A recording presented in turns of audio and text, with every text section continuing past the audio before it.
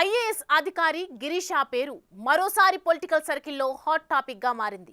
ముఖ్యంగా సీఎం సొంత జిల్లా చిత్తూరులో ఆ సౌండ్ మరీ ఎక్కువ అవుతోందనే మాటలు గట్టిగానే వినపడుతున్నాయట.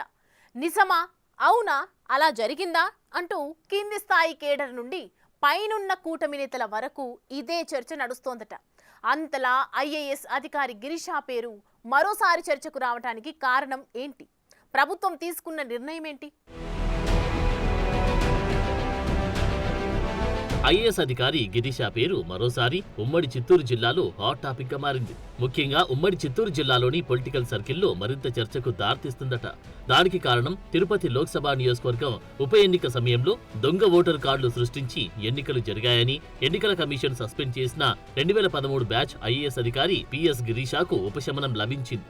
ఈ వ్యవహారంలో గిరీషాకు ఎలాంటి పాత్ర లేదని ప్రభుత్వానికి విచారణాధికారి నివేదిక అందించారు. దీంతో ప్రభుత్వం ఆయనపై తదుపరి చర్యలను నిలిపివేసింది. ఇదే తిరుపతి సహా ఉమ్మడి జిల్లా కూటమి ఎమ్మెల్యేల్లో నేతల్లో హాట్ టాపిక్ గా మారడానికి కారణమైందట. తిరుపతి లోక్సభ నియోజకవర్గానికి 2021లో జరిగిన ఉప ఎన్నికల్లో ఓటరు కార్డులను అక్రమంగా డౌన్లోడ్ చేసిన వ్యవహారంలో సస్పెన్షన్ కి గురైన నాటి తిరుపతి మున్సిపల్ కమిషనర్ గిరీషాపై ఈసీ సస్పెన్షన్ ఎత్తివేసింది. దేశవ్యాప్తంగా సంచలనం సృష్టించిన ఈ వ్యవహారంలో తొలుత గిరీషా సస్పెన్షన్ కూడా ఐఏఎస్ వర్గాల్లో కలకలం రేపింది. ప్రత్యేకించి అప్పటి వైసీపీ ప్రభుత్వ యంత్రాంగాన్ని కుదిపేసింది. ఆయన తర్వాత వరుసగా పలువురు కింది స్థాయి అధికారులు, ఉద్యోగులు సైతం సస్పెండ్ అయ్యారు. ఓవైపు శాఖాపరమైన విచారణ, మరోవైపు పోలీసు దర్యాప్తు జరుగుతుండగానే గిరీషాపై సస్పెన్షన్ ఎత్తివేస్తూ ఈసీ తీసుకున్న నిర్ణయం ముఖ్యంగా జిల్లాలో చర్చనీయాంశంగా మారింది.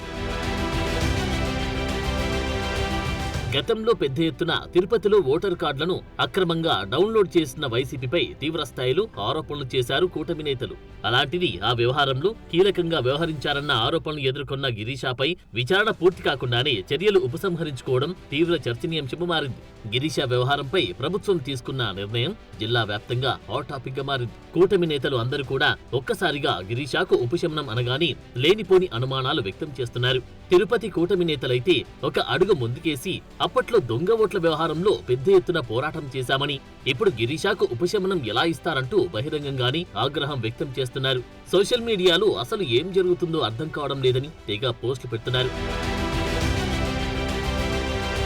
ఇన్నాళ్లు దొంగ ఓట్ల వ్యవహారంలో తిరుపతి వైసీపీ మాజీ ఎమ్మెల్యే భూమన కరుణాకర్ రెడ్డి కుటుంబం పాత్ర ఉందని ఆరోపణలు గుప్పించిన తాము ఇప్పుడు ప్రజలకు సమాధానం చెప్పాలని సీనియర్లను ప్రశ్నించినట్లు సమాచారం. అయితే సీనియర్లు మాత్రం అందులో ఆయన తప్పు లేదని, ఎలక్షన్ కమిషన్ కు సైతం గిరీషాది తప్పేనన్న విషయాన్ని వివరించే ప్రయత్నం చేశామని చెప్పారంట. ఈ కేసు ఎక్కడికి పోలేదని, ఈఆర్ఓ లాగిన్ ఐడిని దుర్వినియోగం చేశారని, ప్రైవేట్ కంప్యూటర్ ఆపరేటర్లను పెట్టుకుని అప్పటి డిప్యూటీ కమిషనర్ అధికారి చంద్రమౌళీశ్వర్ రెడ్డి లాగిన్ పాస్వర్డ్ తీసుకుని 36,000 ఎపిక్ కార్డులను డౌన్లోడ్ చేయించారని వివరించారంట.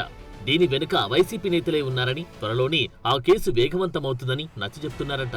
ఇప్పటికే కేసులో చాలా మంది అధికారులు సస్పెండ్ అయ్యారని, మిగిలిన కేసు విచారణ వేగవంతమవుతుందంటూ భరోసా ఇస్తున్నారట.